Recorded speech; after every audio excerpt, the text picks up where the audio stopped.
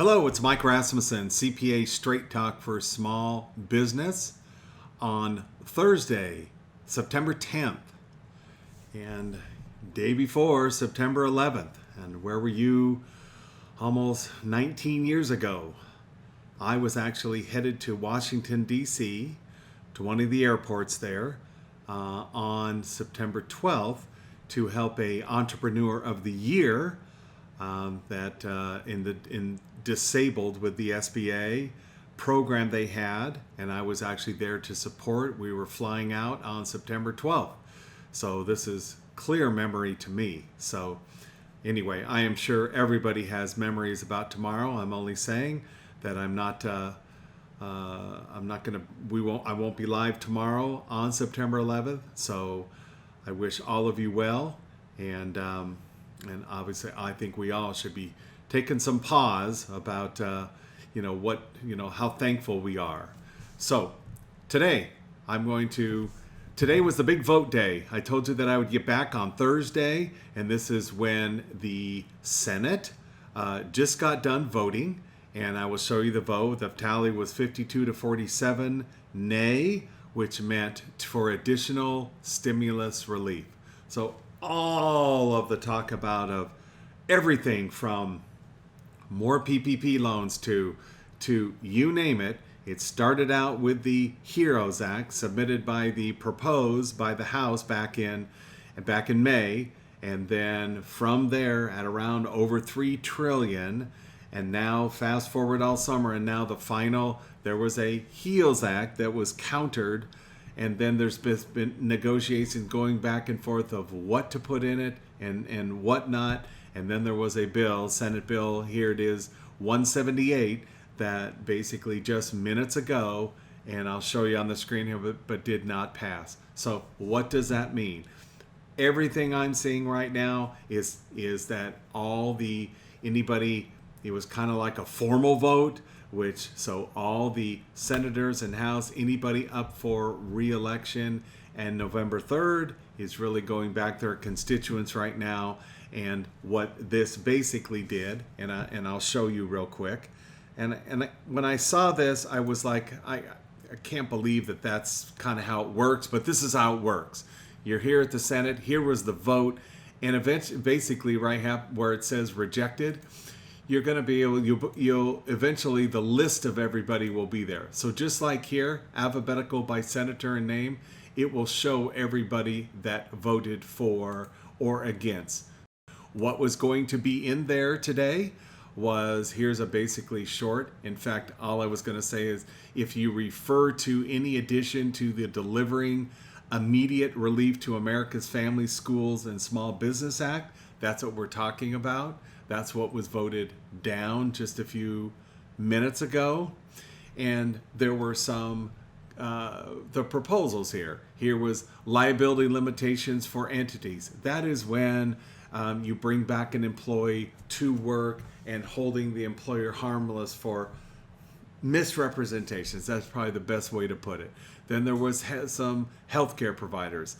And then there was on labor, had to do with, and then here's the products, let's see, assistance. There was educational support. And then here was some stockpile. And then there was a big one, was the extension of the Paycheck Protection Program to various. And then there was a little bit for schools and for there was a whole bunch of things, little postal service assistance here. So bottom line is, there really was some proposals here to an attempt to, although it was in total a little over $1 trillion, maybe 600 or 700 billion in this, and then plus other monies that had already been reserved or earmarked, all got shot down. So what that means is, from here, so where do we stand? I'm a small business owner. Where do I stand right now? So I'm going to show you I'm going to continue all the way up until the election to monitor some of the big bills that we are watching. I'll give you one for example. This Senate Bill 4117 that was introduced, this had to do with Automatic forgiveness of paycheck protection loan that is not more than $150,000. Huge, as we talked about earlier Tuesday this week. So has there been any movement on this? And there probably won't be any movement on this. So now you're going to have all the small business owners out there that have received PPP loans and looking, and then applications for forgiveness. So hopefully clarification continues to come out, but if there are not any additional PPP or additional guidance, because every elected official now in the Senate and the House, everyone's going to be focused on November 3rd, there's probably not going to be a lot of action on clarification as far as the forgiveness goes, although that is the SBA. But for right now, everything is I'm not going to say on hold, but that's pretty much. So what I'm going to do, this is one specific piece of legislation that impacts so many of us, and whether we need to spend our resources to go in and provide documents, to get a loan forgiven. Especially when most of 85% of the loans are under $150,000, which is why they put this in here. So all I can tell you right now is the minute this bill has any movement about it, I will let you know. And then there is the employee payroll tax deferral. So it was an executive memorandum by President Trump on August 8th, which had to talk about deferring payroll tax obligations in light of the ongoing disaster. What this is basically deferred. That is the operative word here. Everybody is obviously holding out, and because in here, tax forgiveness right here was a direction. The Secretary of Treasury shall explore avenues, including legislation to eliminate the obligation to pay the taxes deferred pursuant to implementation of this memorandum. Well, as advisors and CPAs, this is an article from the AICPA. The whole body, which services about 45,000 CPAs across the country, we as advisors are going, how do you implement this? So this was the suggested implementation steps here. You communicate the content of the notice, because it came out, IRS did come out with how to administer this executive memorandum by the president. Explain the deferrals optional. There you go. Optional to employers. In the sense that notice postpones the due date to withhold and pay the tax, but doesn't preclude earlier withholding and payment. Then consider implementation costs, like I just talked about, including reprogramming. That's with your payroll provider, and then again in January. And then the implication of employees who may leave before the deferral tax is repaid. Okay? And then employee implications. Now we'll give workers more take-home pay, but starting January 1, the postponed amount comes due. That means the employer would basically double the 6.2% Social Security. And for employees that cease employment, the entire amount likely comes due. Now, again, what you'll hear out there is that potentially President Trump might forgive, based on guidance given from Secretary of Treasury Steven Mnuchin, might forgive the amounts that are withheld. But who can take that? Who can take that risk? So a majority. Of course, I don't know. All that I have been seeing, anyone that I've been taught, everyone is continuing to wait a little bit longer to not do this deferral. And of course, you have to be careful about. And then it says careful about not implementing from an employee morale standpoint. Let me finish my sentence there. Then here it is. The employer does not pay in the deferred amounts by April 30. They will be subject to interest and penalties, including the onerous trust fund recovery penalty. That will be one issue that I'm going to be in my five series that I'm going to be over the next about 10 days. You're going to be seeing trust fund recovery penalty.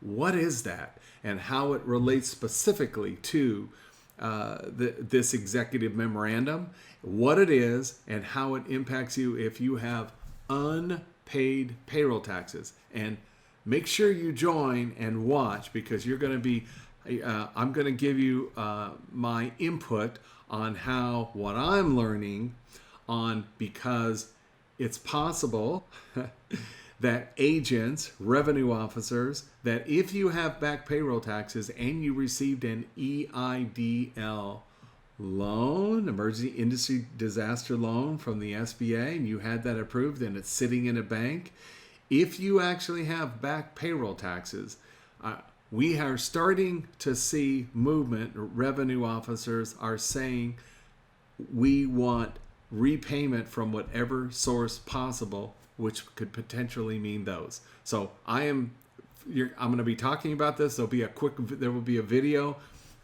over the next 10 days on it. Make sure you watch that one, just in case. And here it talks, here's a snippet.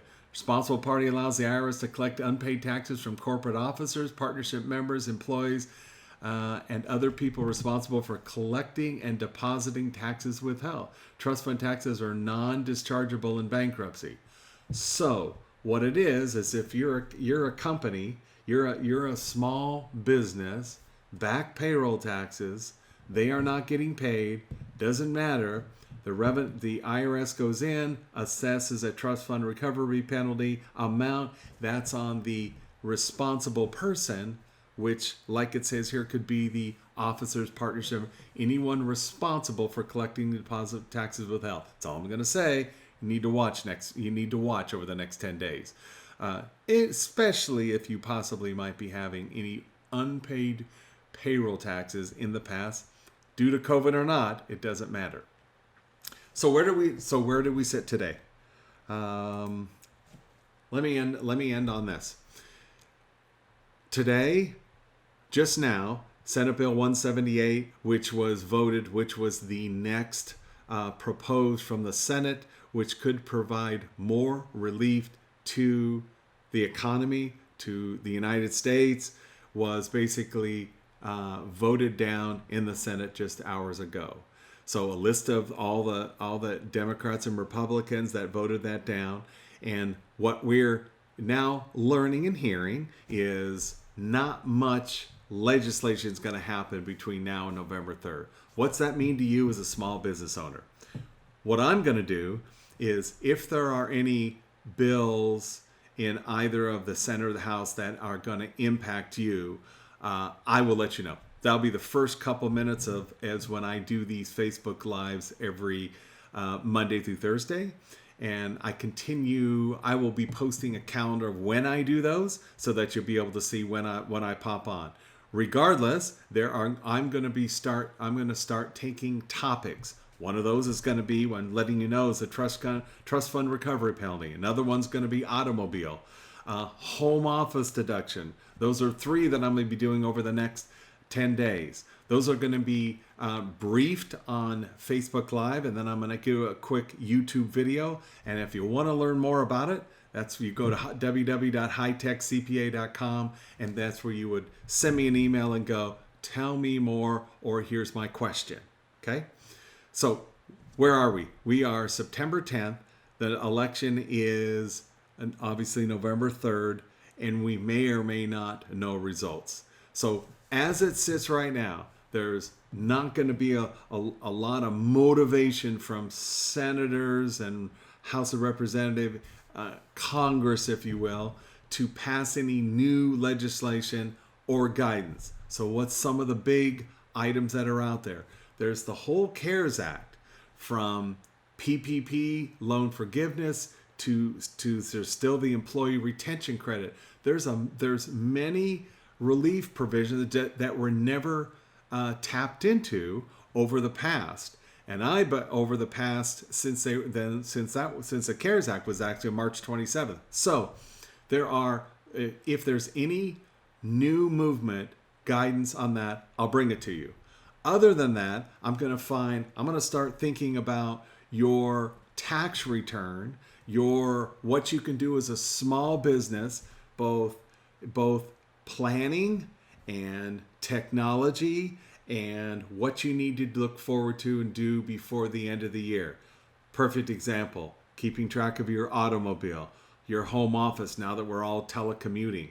If you happen to have any unpaid payroll taxes, what the trust fund recovery penalty is, those types of quick snippets, and in the context is going to be not only the current environment and what's going on right now, but also what tools you can do to keep track of that to get ready for your next tax filing season, while you can stay focused on keeping your doors open and bringing customers into your facility, into your small business, and keep going. Don't quit. Keep going. Part of take a breath, listen to this, see if there's anything that's out there that you need to know. Go to my YouTube channel, see some of the what I feeling are the most available tools that can help you, not only from a potential tax liability or exposure, but or can help your business technology wise. Those are the types of things. It's not just taxes. It's going to be technology as well. That's one of the biggest things I'm looking for and doing, so that I can help you keep focused on what you need to do. And as an owner, you need to execute your business model that's been refined now. Execute your business model and focus on bringing and adapting and being able to adapt quickly with this pandemic we're in. It's just a whole new business operation right now, and you just have to be ready for it and stay focused and execute.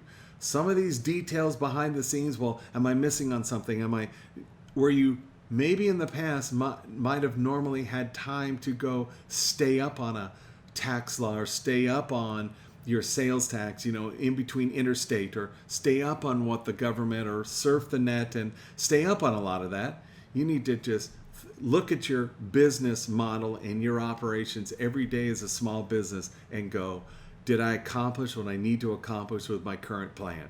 Because and get advisors around you that are in that same mindset, that are current, that are motivated, that are vested, and they're motivated to help you succeed. So as a small business, my best job that I can help you is to provide you information to help you be made aware of what you don't know, what you're not being tipped off about.